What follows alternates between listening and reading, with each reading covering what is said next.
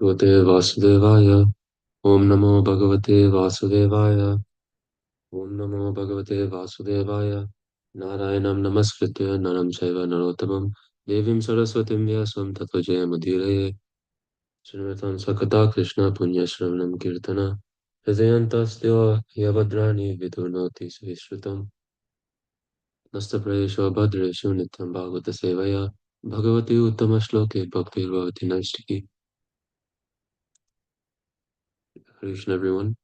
So we are reading from Srimad Bhagavatam, chapter 4, Canto 11, verses, sorry, Canto 4, chapter 11, verses 28 to 29.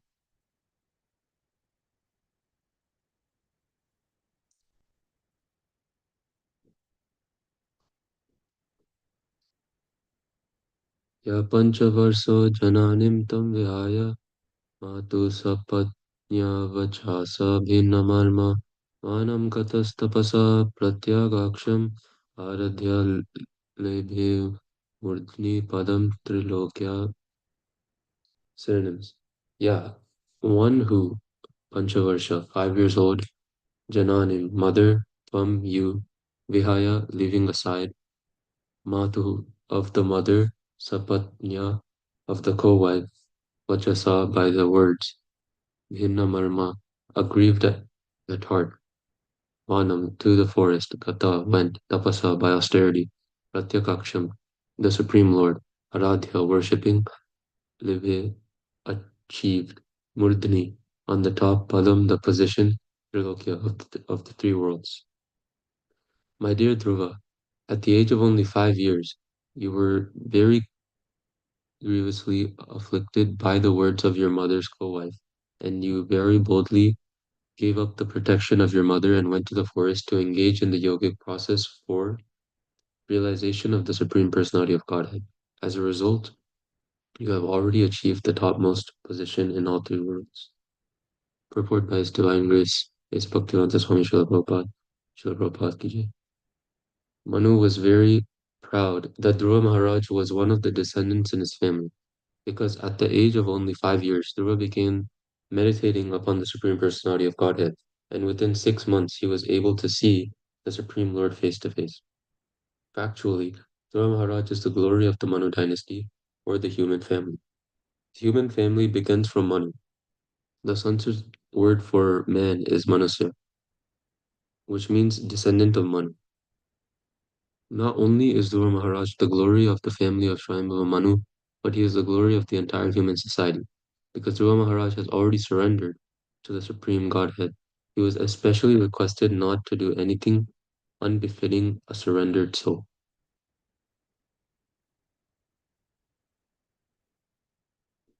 Tamenam angatmani mukta vigrahe yapasritam nirgunam ekamaksharam atmanam manvicha vimuktam atmadrik yasminninam vedam asat pratiyate. Synonyms. Tam, him. Enam, that. Anga, my dear Durga. Atmani, in the mind. Mukta vigrahe, free from anger. Vyapasritam, situated. Nirgunam, transcendental. Ekam, one. Aksharam, the infallible Brahman. Atmanam, the self. Anvicha, try to find out. Vimuktam, uncontaminated. Atmadruk, facing towards the supersoul. Yasmin, in which idam, this bhedam, differentiation, asat, unreal, pratiyate, appears to be. Translation and purport by His Divine Grace, Bhaktivedanta Swami Srila Prabhupada Ki Jai. Therefore, my dear Dhruva, please turn your attention to the Supreme Person, who is the infallible Brahman. Face the Supreme Personality of Godhead in your original position, and thus by self-realization you will find this material differentiation to be merely flickering. The living entities have three kinds of vision, according to their positions and self-realizations. According to the bodily concept of life, one sees differentiation in the terms of varieties of bodies. The living entity actually passes through many varieties of material forms. But despite all the changes of body, he is eternal. When living entities, therefore, are viewed in the bodily concept of life, one appears to be different from another. Lord Manu wanted to change the vision of Dhruva Maharaj who was looking upon the yakshas as different from him or as his enemies. Factually, no one is an enemy or a friend. Everyone is passing through different types of bodies under the law of karma. But as soon as one is situated in a spiritual identity, he does not see differentiation in terms of this law. In other words, as stated in Bhagavad Gita 18.54, Brahmabhuta prasannatma nasochati na kankshati sama sarveshu bhuteshu madbhaktim labade param. A devotee who is already liberated does not see the differentiation in terms of the outward body. He sees all living entities as spirit souls, eternal servants of the Lord. Dhruva Maharaj was advised by Lord Manu to see with that vision. He was specifically advised to do so because he was a great devotee and should not have looked upon other living entities with ordinary vision. Indirectly, Manu pointed out to Dhruva Maharaj that out of material affection, Dhruva thought of his brother as a kin and yakshas as his enemies. Such observation of differentiation subsides as soon as one is situated in his original position as the eternal servant of the Lord. Namo Vishnupadaya Krishna Prasthaya Bhutale Srimati Bhaktivedanta Swami Iti Namane Namaste Saraswati Devi Gauravani Pacharine Nirvishesha Shunyavad Pashatme Ishtarne Jai Shri Krishna Chaitanya Prabhu Nityananda Shri Advaita Gadadhara Sadi Gaur Bhaktivinoda Hare Krishna Hare Krishna Krishna Krishna Hare Ram Ram Ram Ram Hare Mangyanatimirandasya Jnananjana चक्षुरुन्मिलितं येन तस्मै श्रीगुरवे नमः श्रीकृष्णमनोभीष्टं स्थापितं येन भूतले स्वयं रूपः कदा मह्यं ददाति स्वं पदान्तिकं वन्देऽहं श्रीगुरुं श्रीयुतपादकमलं श्रीगुरुश्रीष्णुंश्च श्रीरूपं साग्रजातं सागररङ्गनाथान्वितं निदं तं सजीवं साद्वैतं सावधूतं प्रजनसहितं कृष्णचैतन्यदेवं श्रीराधाकृष्णपादसागरललिता श्रीविशाखान्वितांश्च. So I offer my respectful obeisances to all the assembled Vaishnavas here, and please forgive me if I make any shortcomings or mistakes while trying to explain what I've learned through this reading and many readings from other senior devotees.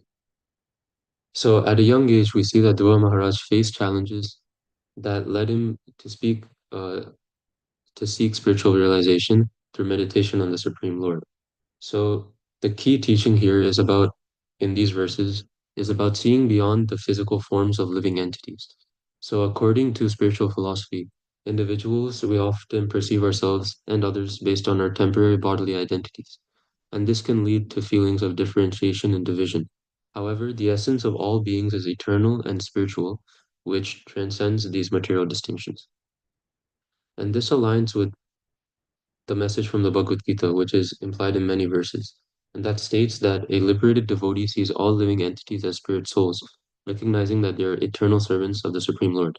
So the idea is that when situated in this higher awareness, one can overcome material attachments and conflicts and can realize that no one is inherently an enemy or a friend. So this perspective encourages a sense of unity and compassion among all living entities, guiding devotees towards a more spiritual identity that goes beyond all these material differences by understanding our true nature. So living beings can see the world in different ways based on their level of self-awareness. So many people are stuck in the bodily concept of life, where they see others mainly by their physical forms. And this leads to us viewing different people as separate and, like I said, labeling them as friends or enemies. However, it's also true that people go through many changes in their lives because everyone's eternal, and although our souls are eternal in this uh, bodily conception, we are moving through different temporary stages, and our soul is also moving through different bodies. So Lord Manu wanted to help Dhruva Maharaj change how he viewed others. So Dhruva saw all the yakshas as his enemies, but Manu reminded him that no one is truly an enemy or a friend, and all living beings are affected by their past actions, their karma, and are experiencing different forms. And he also advised Dhruva to adopt this broader view. So this idea of changing our perspective is important for those who want to surrender to Krishna. And this is explained in the first verse about Dhruva surrenders. So by learning to see everyone with compassion and understanding, we can uh, move beyond the limitations of this material identity and we'll be able to connect with Krishna even deeper. So surrendering to Krishna means letting go of the need to characterize people. So in the second verse, it says, therefore, my dear Dhruva, please turn our attention to the Supreme Person who is the infallible Brahman. Face the Supreme Personality of Godhead in your original position, and thus by self-realization, you will find this material differentiation to be merely flickering. So when we turn our attention to the Supreme Person, through self-realization, we will also understand our original position, which is as the servant of Krishna. So being a servant means to surrender. And the most vital part of the Bhagavad Gita deals with the advice that Krishna gives to Arjuna on the surrendering process. So, one of the dictionary meanings of surrender is to give something up voluntarily to another. So, Lord Krishna's simple words of advice on surrendering are easy to understand. So, why do most people, including those of us practicing Krishna consciousness, not fully surrender to the Lord? We are practicing spiritual life in the material world which is a prison created by the Lord to reform us and help us surrender to Him. So Krishna is very keen to get us back home, back to Godhead. But even though Krishna is keen, are we really keen on it? In chapter 7, text 14, Krishna says, Daivi hasya Daivi hyesa gunamayi mama maya duratyaya mameva ye prapadyante mayam idam tarantite. So this divine energy of mind, consisting of the three modes of material nature, is difficult to overcome. But those who surrender unto me can easily cross beyond it.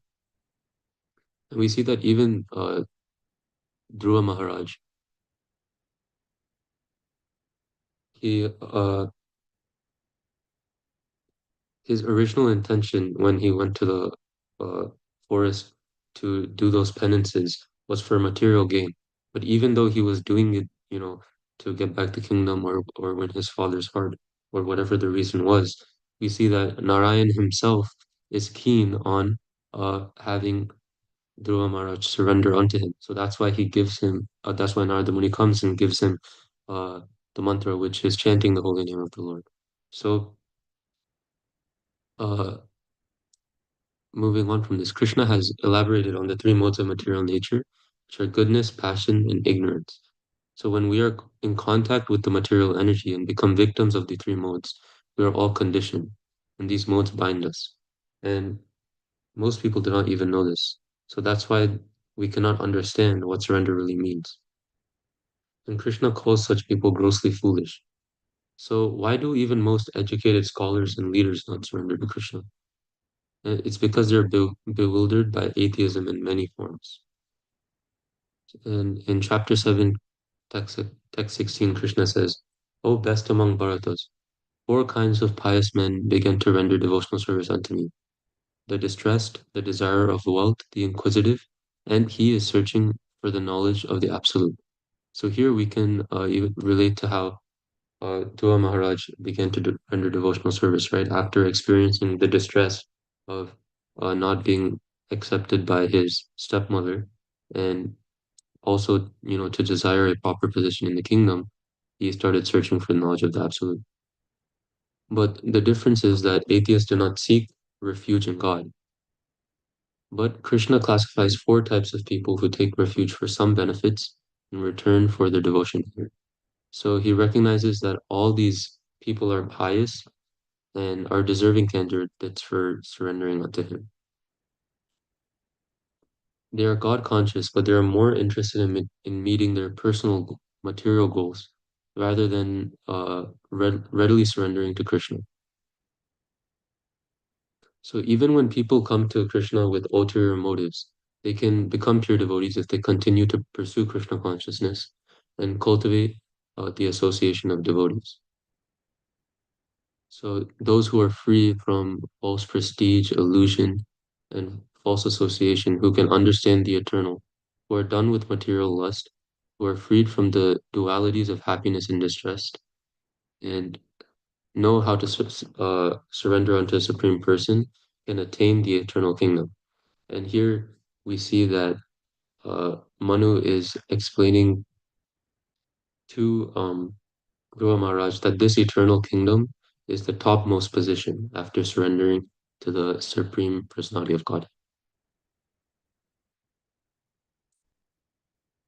So, by reflecting on Dhruva Maharaj's story and Manu's guidance, this reminds us to elevate our understanding of ourselves and others, and ultimately surrender unto Krishna to have this understanding. And true spiritual growth means to see everyone as connected, and we are united by our shared essence as spirit souls. So this perspective will allow us devotees to live with love and respect for each other and everyone else around us, and will also help us achieve our spiritual goals. So I will conclude here for this verse. Please forgive me if I made any shortcomings, and I seek all your blessings. Hare Krishna. Hare Krishna. Thank you, Nikhil. Hare Krishna. Thank you, Nikhil. Hare Krishna, Nikit Prabhu. Very nice class. Thank you. Hare Krishna. Hare Excellent Krishna. summary. Thank you, Nikhil. Excellent Krishna. summary. Thank you, Prabhu. Hare Krishna.